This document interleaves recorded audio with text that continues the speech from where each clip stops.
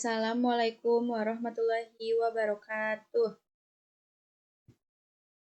Di sini kami akan melanjutkan presentasi terkait Redmond. Yang pertama akan disampaikan.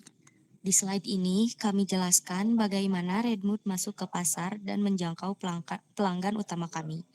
Di tahun pertama, kami fokus di Jakarta dan Bandung karena kepadatan pekerja kreatif dan mahasiswa tinggi, serta akses logistik yang cepat. Target utama kami adalah generasi muda dan pekerja urban dengan rutinitas padat yang butuh snack praktis untuk menjaga energi. Keunikan Redmond bukan cuma pedas, tapi pedas yang memberi mood dan energi positif, bukan sekadar rasa ekstrim.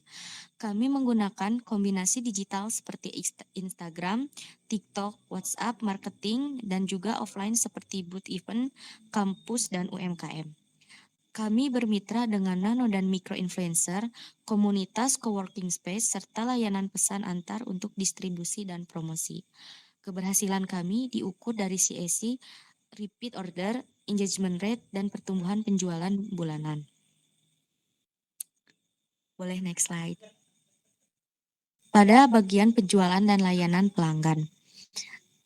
Setelah strategi masuk pasar, berikutnya kami jelaskan bagaimana proses penjualan dan layanan pelanggan kami.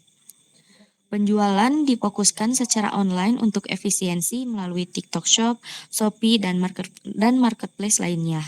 Distribusi dilakukan lewat platform e-commerce dan layanan pesan instan agar pelanggan mendapat produk dengan cepat. Untuk layanan pelanggan, kami mengandalkan WhatsApp Business dan DM media sosial, termasuk chatbot untuk pertanyaan umum. Kami juga mengumpulkan feedback melalui survei digital dan interaksi langsung di booth event untuk meningkatkan kualitas produk. Keberhasilan diukur dari pertumbuhan pendapatan, jumlah pelanggan aktif, dan efisiensi biaya akuisisi. Boleh next slide. Dari sisi keuangan, Redmond menggunakan model pendapatan berbasis e-commerce. Pendapatan berasal dari penjualan per kemasan melalui marketplace dan penjualan langsung di event. Model ini memungkinkan kami menjaga arus kas tetap sehat dan mudah diskalakan seiring pertumbuhan pasar. Selanjutnya, biaya dan pendapatan asumsi utama. Unit dan harga jual. Pertama, produk Redmond akan dipasarkan dalam satuan perkemasan icis dengan harga jual sebesar 15.000. Harga ini telah kami sesuaikan dengan riset pasar dan target konsumen kita. Target awal, untuk bulan pertama operasional kami menetapkan target penjualan yang cukup realistis namun ambisius, yaitu sebanyak 1.500 unit. Selanjutnya, kami memproyeksikan adanya pertumbuhan bulanan. Pertumbuhan bulanan ini dikisarkan 20% hingga 25%. Angka ini didasarkan pada strategi pemasaran yang akan kita jalankan secara insentif di awal peluncuran. Lalu selanjutnya ada proyeksi laba dan rugi. Setelah melihat asumsi penjualan, kita masuk ke ringkasan proyeksi laba rugi untuk operasional Redmond selama 12 bulan ke depan. Tabel ini memetakan bagaimana pendapatan kita akan dikelola untuk menghasilkan laba bersih yang stabil. Alur pendapatan dan HPP, kami telah memproyeksikan pendapatan bulanan dengan mempertimbangkan harga pokok penjualan atau laba kotor yang berfluktuasi sesuai dengan volume produk dan efisiensi bahan baku. Di sisi pengeluaran, biaya operasional kita mencakup beberapa elemen kunci seperti gaji dan upah, sewa tempat, serta biaya, utilitas, dan pemasaran yang cukup secara berkala. Ekonomi unit dan analisis impas. Mari kita bedah secara lebih mikro. Secara unit Redmond dijual seharga 15.000 dengan HPP sebesar 7.500. Ini memberikan kita margin laba kotor sebesar 50% atau 7.500 per kemasan yang merupakan angka sangat sehat untuk industri ini.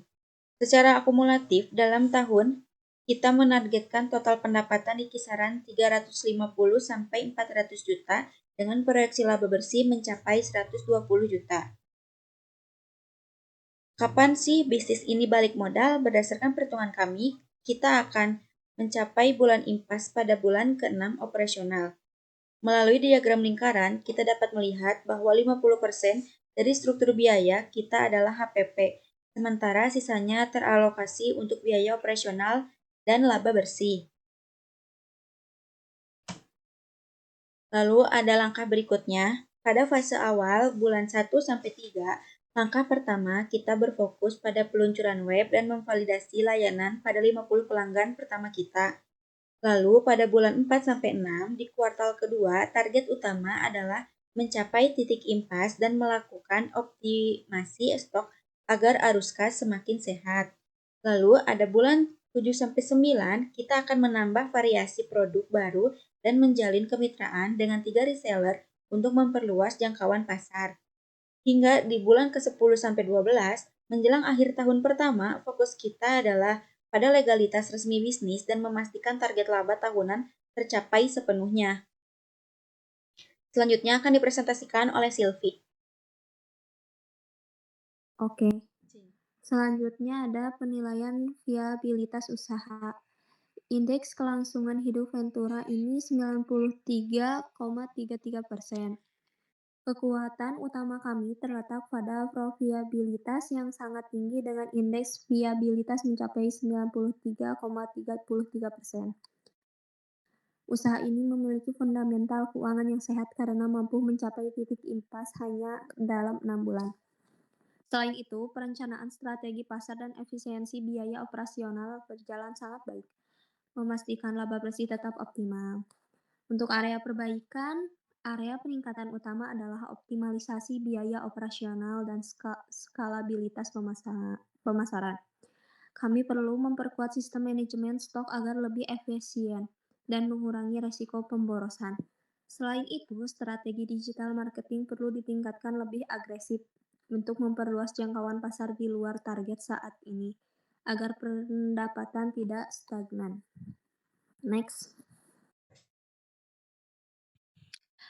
Baik, setelah membahas model bisnis kami, mari kita lihat rencana eksekusi kami untuk 1 tahun ke depan di slide next step ini.